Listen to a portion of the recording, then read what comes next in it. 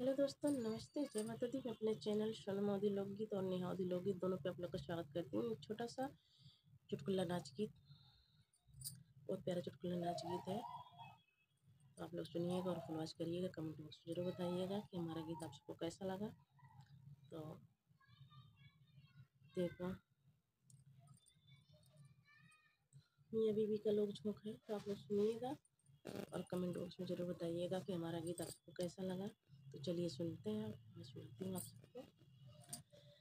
बने चना के दाल पिया बैगनवा मांगई। बने चना के दाल पिया बैगनवा मांग।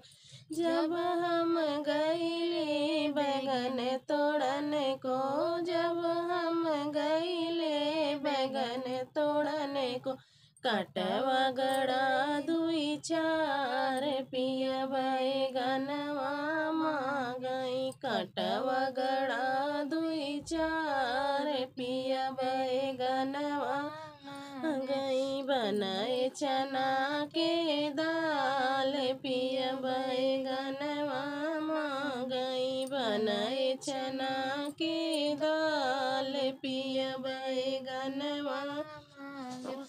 जब हम बैठे बैगन कटन को, जब हम बैठे बैगन कटन को, अंगूरी कटाई दुई चार पिया बैगनवा मांगई। अंगूरी कटाई दुई चार पिया बैगनवा मांगई। बनाए चना के दाल पिया बैगनवा मांगई। बनाए चना के दाल पिया बैगनवा मांगई। जब हम गईले बैगन बनावई, जब हम गईले बैगन बनावई, अंगूरी जराई दुई चार पिया बैगनवा मांगई। अंगूरी जराई दुई चार पिया बैगनवा मांगई। बनाए चना के दाल पिया बैगनवा मांगई। बनाए चना के दाल पिया बैगनवा मांगई।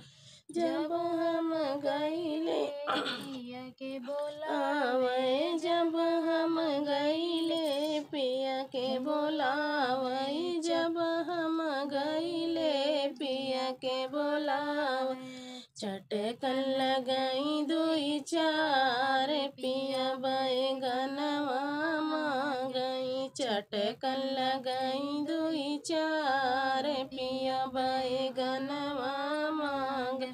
बनाए चना के दाल पिया बैगनवा मांगई। बनाए चना के दाल पिया बैगनवा मांगई।